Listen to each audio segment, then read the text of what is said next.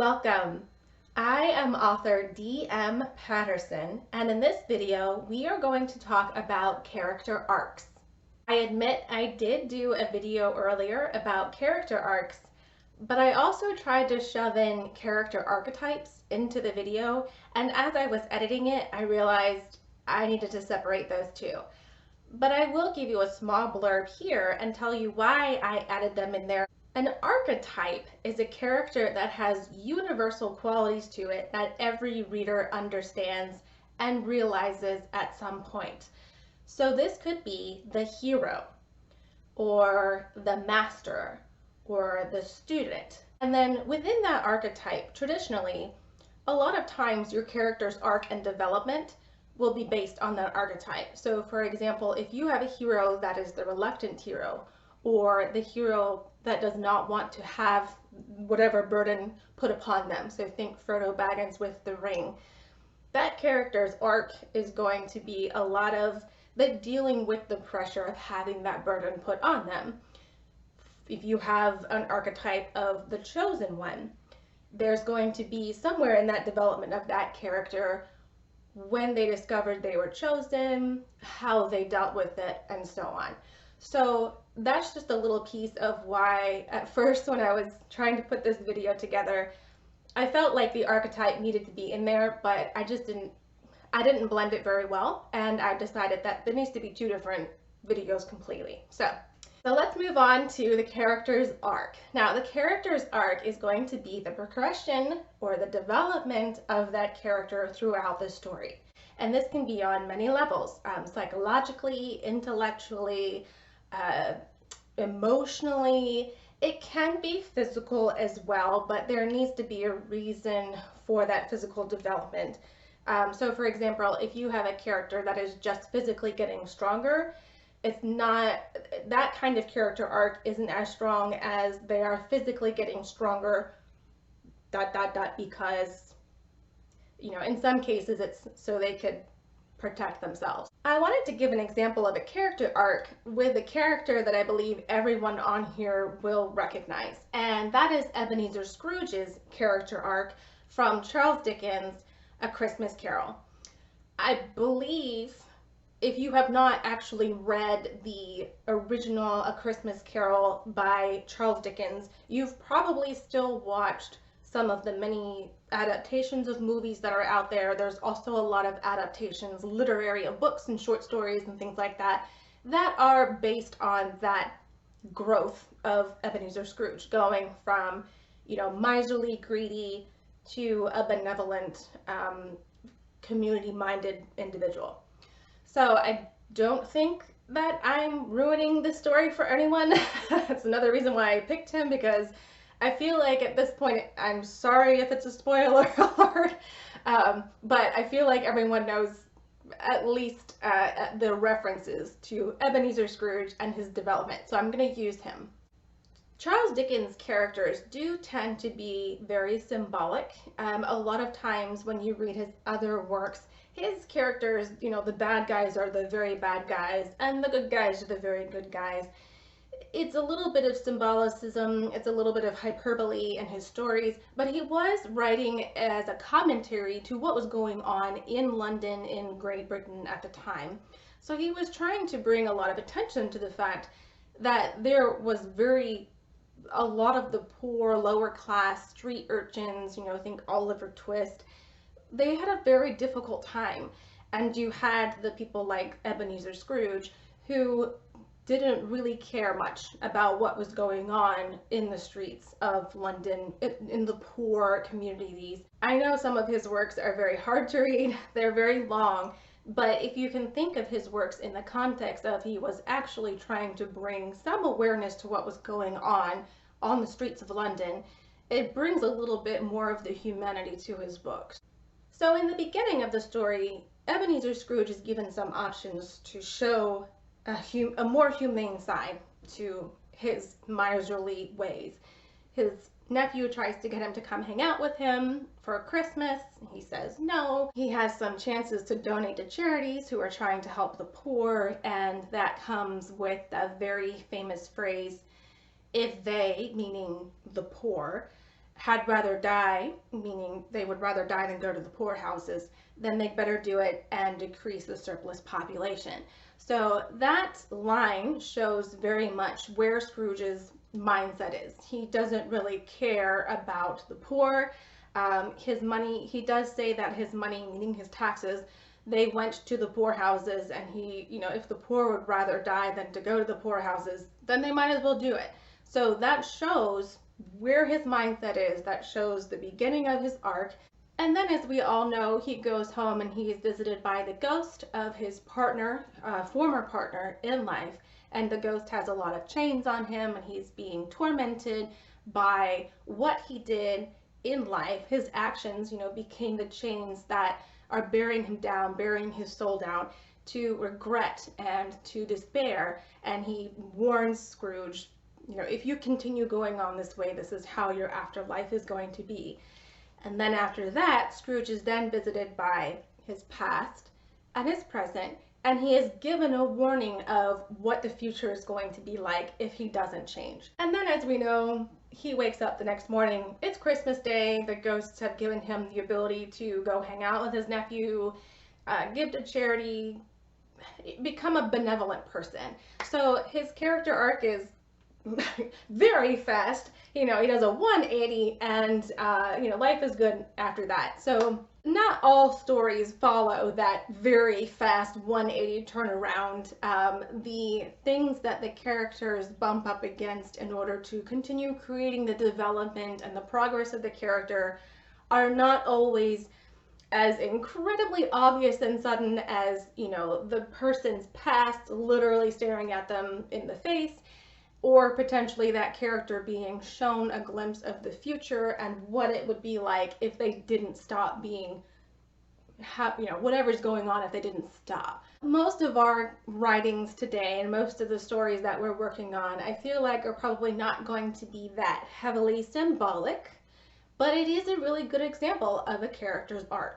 I also wanted to bring up Ebenezer Scrooge's character arc because not all characters need to have that arc, and I'm going to use him as an example of if he did not have that arc. So there is an underlying subplot that is going on in A Christmas Carol, and that is Bob Cratchit, who is Ebenezer Scrooge's employee, and Bob Cratchit's son, who is a crippled young boy.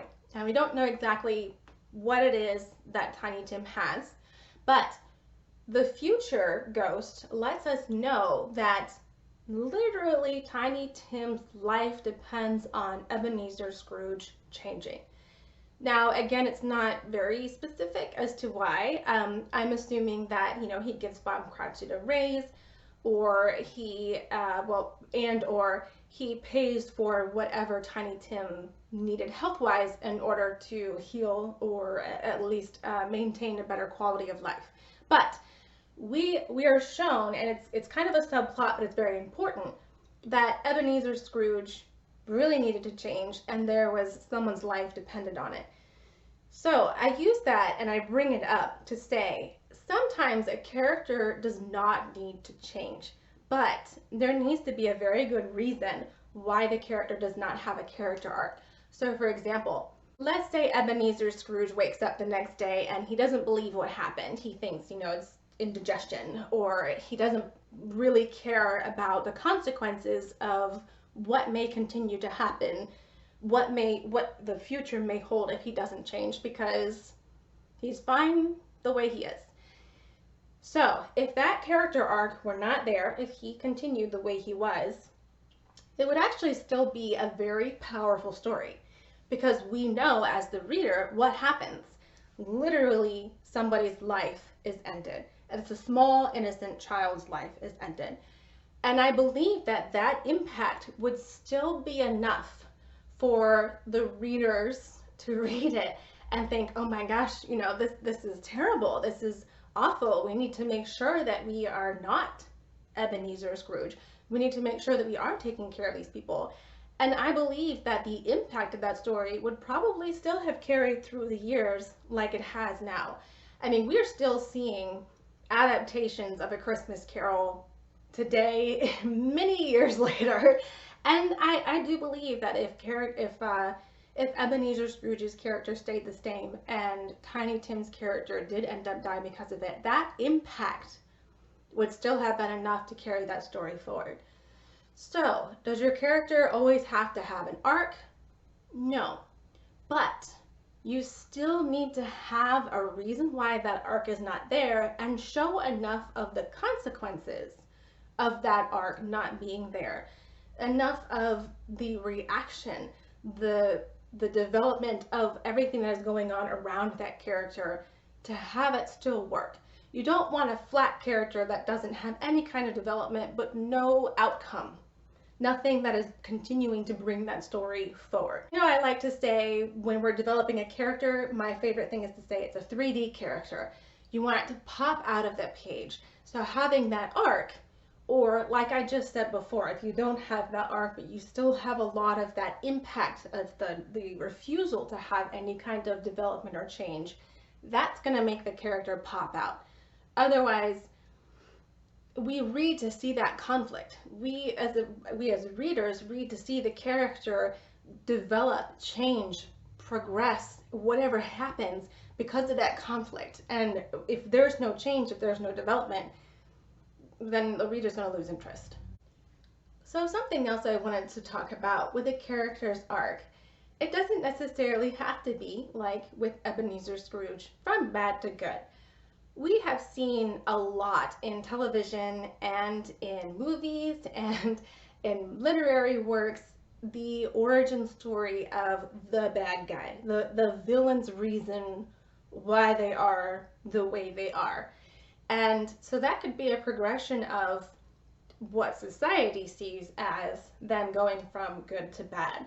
Now, what I really enjoy about a villain's origin story is no villain thinks that they're the villain. And that development of why they have become what society sees as the villain. And you know, I'm trying to be nice to the villains, but I know that there are some villains that are just straight up villains.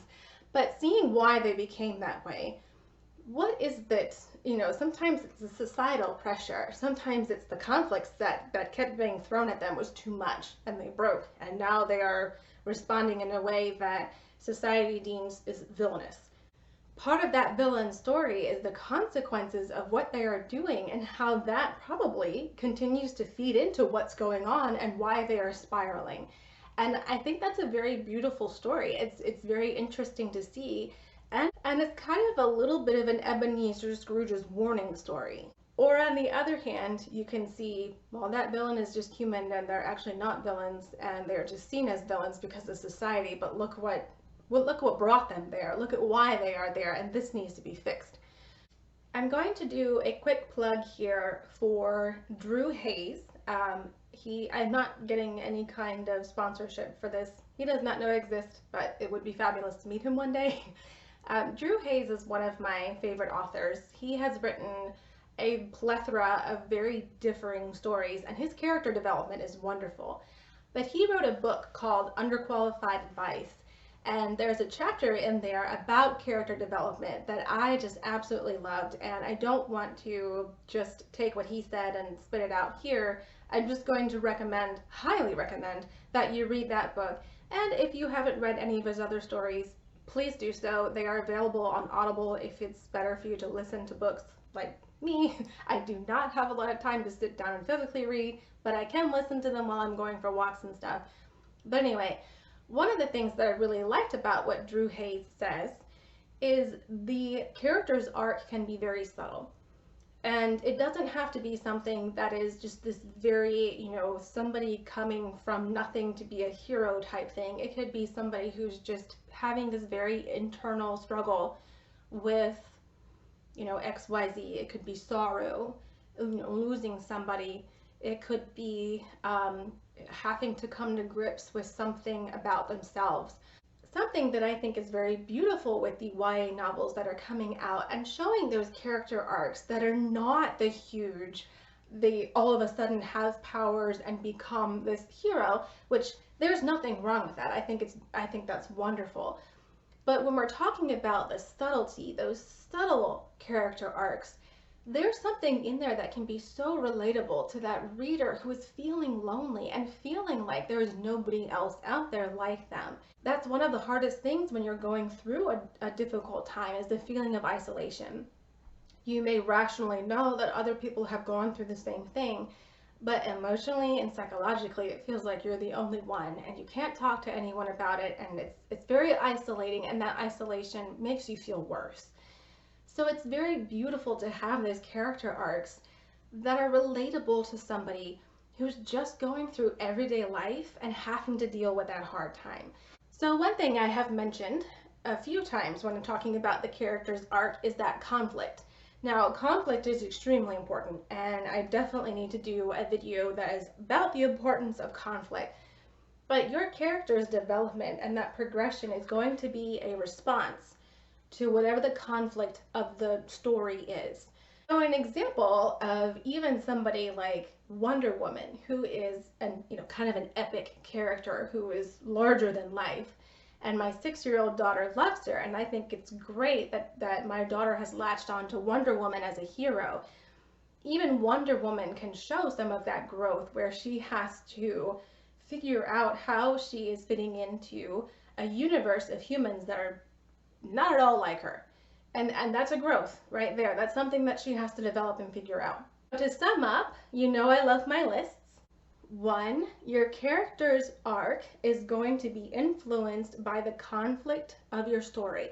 2, even an epic character that seemingly has no faults, like Wonder Woman, can still have an arc where someone can relate to her character's growth. 3, you do not have to have a huge, symbolic, epic character arc. It can be very subtle, but that subtleness can be something that is very powerful, that one or more of your readers can relate to, and it may help them get through their own conflict. And 4, no, your character does not have to have an arc. But if you decide to have the character not change, you still need to show the impact of that character not changing. Thank you so much for watching. I hope you enjoyed the video, and I hope to see you in the next one. Now, go write!